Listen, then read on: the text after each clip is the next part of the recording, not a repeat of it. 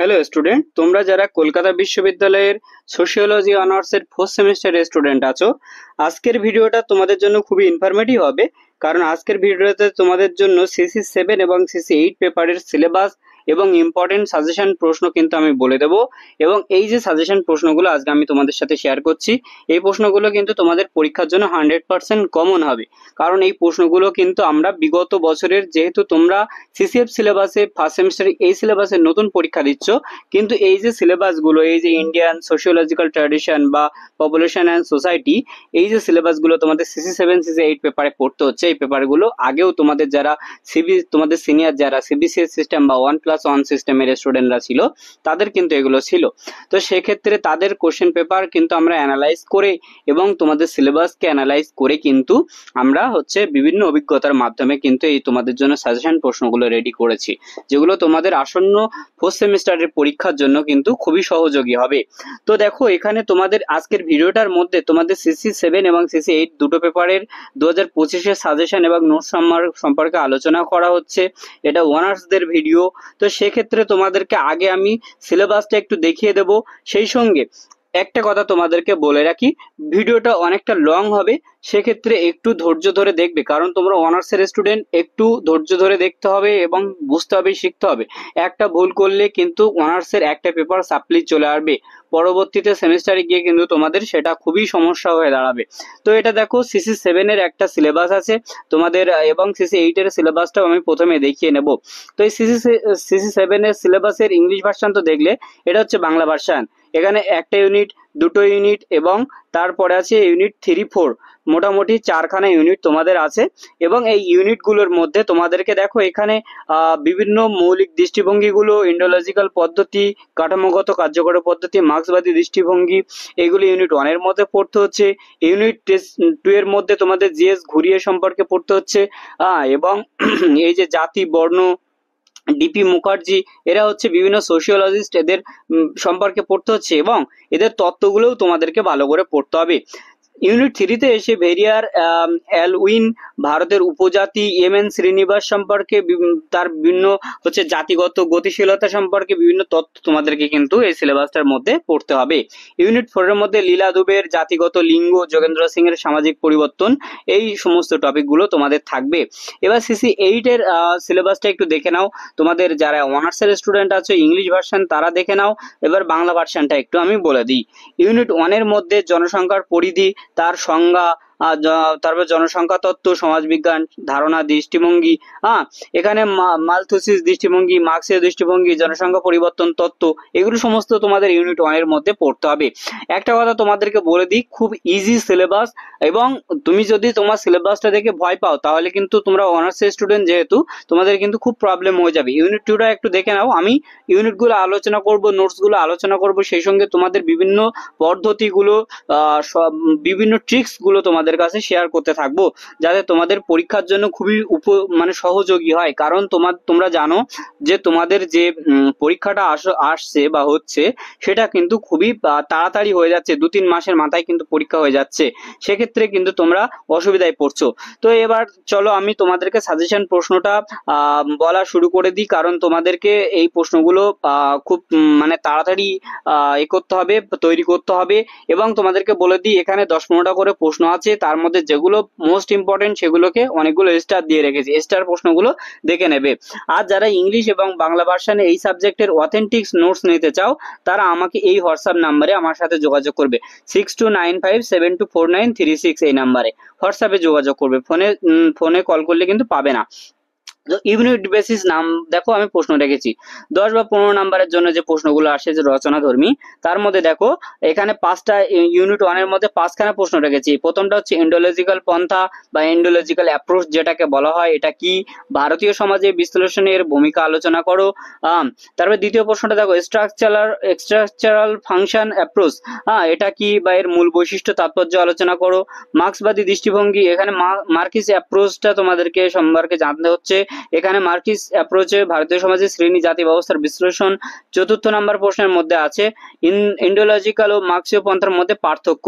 তো এখানে তোমরা দেখতেই পাচ্ছ যে কোন কোন প্রশ্নগুলোতে বেশি বেশি স্টার দেওয়া আছে, সেই প্রশ্নগুলো তোমরা করে নেবে, স্ক্রিনশট করে নাও।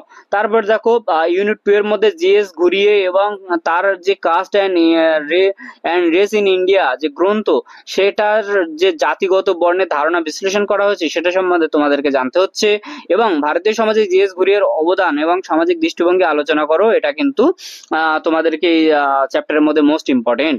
তারপরে ডিপি মুখার্জির মতে ট্র্যাডিশন এবং ম্যান্ডেটরি হচ্ছে তোমার যে ব্যাপারটা কিভাবে ভারতীয় সমাজে সহাবস্থান করে সেটা আলোচনা করো। এবং ডিপি মুখার্জির ইন্ডিয়ান মিডল ক্লাসের গঠন বৈশিষ্ট্য আলোচনা করো। ভারতীয় সমাজের বিশ্লেষণে ডিপি মুখার্জির চিন্তাধারা পদ্ধতি নিরূপণ করো।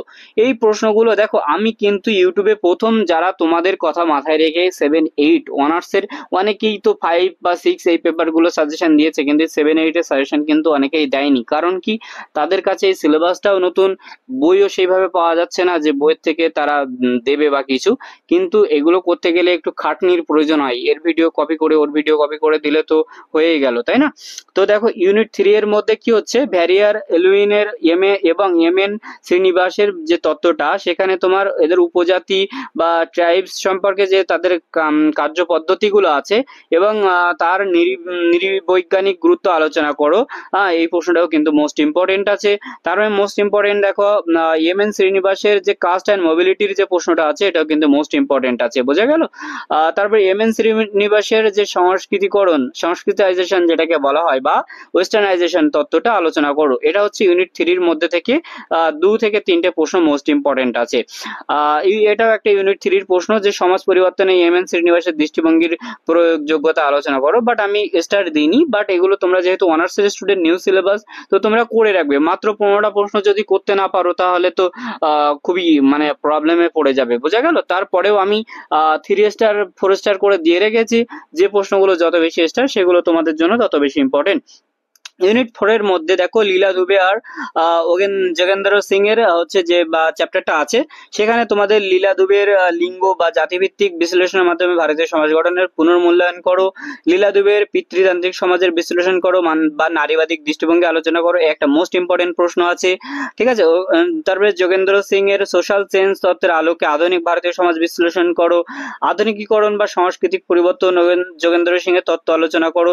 এই সমস্ত প্রশ্নগুলো কিন্তু মোস্ট ইম্পর্টেন্ট। লীলা দুবে বা যোগেন্দ্র সিং এর সমাজ পরিবর্তন বিশ্লেষণের তুলনামূলক আলোচনা করো, বোঝা গেল?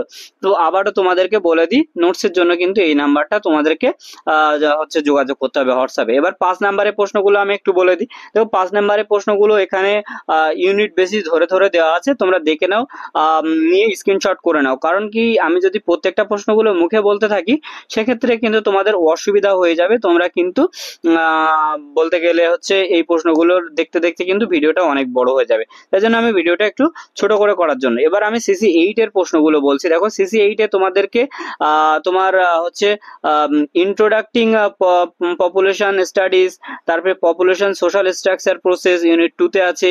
ইউনিট 3 তে আছে পপুলেশন ডাইনামিক্স, পপুলেশন সোশিওলজির চ্যাপ্টার যেহেতু, তাই জন্য এখানে পপুলেশন রিলেটেড কিন্তু তোমাদের ইউনিটগুলো আছে। তোমাদের এখানে মোটামুটি 4খানা ইউনিট আছে। 4খানা ইউনিটের মধ্যে আমি তোমাদেরকে হচ্ছে 20টা প্রশ্ন আমি ইম্পর্টেন্ট হিসাবে ধরেছি, যার মধ্যে 7-8টা প্রশ্ন মোস্ট ইম্পর্টেন্ট হিসাবে। ফার্স্ট মানে এই যে 10টা বা 7টা 8টা প্রশ্ন একটু বেশি করে ইম্পর্টেন্ট করে দিয়ে রেখেছি, এই প্রশ্নগুলো আগে করবে, বোঝা গেল? তা দেখো কোন কোন প্রশ্নগুলো আমি এখানে 3 স্টার 4 স্টার করে দিয়ে রেখেছি, সেই প্রশ্নগুলো আগে করে নাও। তোমরা এগুলো স্ক্রিনশট করে নাও। আর একটা কথা তোমাদেরকে বলে দিই, এই যে সিলেবাস বা সাজেশনগুলো দেখছো, এর কিন্তু ইংলিশ এবং বাংলা ভার্সনের নোটস কিন্তু আমার কাছে তোমরা পেয়ে যাবে, এবং সেগুলো কিন্তু উন্নত ভাষার এবং উন্নত মানের নোটস, যাতে করে লিখলে তোমাদের একটা ভালো নাম্বার পাওয়া যায়। কারণ তোমরা জানো, যেহেতু অনার্সের স্টুডেন্ট, কলকাতা ইউনিভার্সিটির এমনি নাম্বার কিন্তু বিগত সেমিস্টারগুলোতে খুবই কম আসছে তোমাদের অনেকের, এবং সেই সঙ্গে সাপ্লির হারটাও বেড়ে যাচ্ছে। তো সেই কথা মাথায় রেখে উন্নত মানের নোটস কিন্তু পড়তে হবে, এবং সহজবোধ্য ভাষায়, যাতে কম পড়ে একটা ভালো নাম্বার পাওয়া যায়, বোঝা গেল? তো সেই কথা মাথায় রেখে তোমরা কিন্তু পড়াশোনাটা করো, সে আমার থেকে নোটস নাও বা বই কেনো বা কলেজের কোনো প্রফেসরের নোটস ফলো করো বা নিজেরা তৈরি করো, যে কোনো ভাবেই করো না কেন তোমাদের কিন্তু অথেন্টিক জিনিসটা পড়তে হবে। বোঝা গেল? তো এখানে 5 নাম্বারের প্রশ্নগুলো আছে সিসি 8 এর। তো এইগুলো দেখে নাও। 5 নাম্বারের প্রশ্নের মধ্যে তোমাদেরকে মোটামুটি 10টা 15টা প্রশ্ন দেওয়া আছে। এই 15টা প্রশ্ন তোমরা করে নাও। 15টা প্রশ্ন তোমরা করে নেওয়ার পরে এবার একটা কথা তোমাদের কাছে আমার বলা থাকলো, যদি এই সমস্ত সাবজেক্টের বিভিন্ন পেপারের নোটস সাজেশন ভিডিও তো আমি আমার ইউটিউব চ্যানেলে দিই, তো ভিডিওটা কেমন লাগলো তোমরা অবশ্যই লাইক করতে তো ভুলবে না, এবং চ্যানেলটা সাবস্ক্রাইব করে রেখো, কারণ তোমাদের বিগত সেমিস্টারগুলোতে বা বিভিন্ন সাবজেক্টের এমন নোটস সাজেশন ভিডিও তোমরা যদি আমাদের চ্যানেল মারফত পেতে চাও, সেক্ষেত্রে তোমাদের কিন্তু অনেক হেল্পফুল হবে। আর কোন কোন সাবজেক্টের নোটস অথবা সাজেশন তোমরা চাও আমাদের তরফ থেকে, তাও এই ভিডিওটার কমেন্ট বক্সে তোমরা কমেন্ট করে অবশ্যই জানিও। আমি তাহলে তোমাদের চাহিদা মতো সেই ধরনের ভিডিও কিন্তু আমাদের ইউটিউব চ্যানেলে আমি আপলোড করে দেবো। বোঝা গেল? তো আজকের ভিডিওটা এই পর্যন্তই। আমি তাহলে পরবর্তী কোনো ভিডিও নিয়ে তোমাদের সাথে আবার দেখা হবে।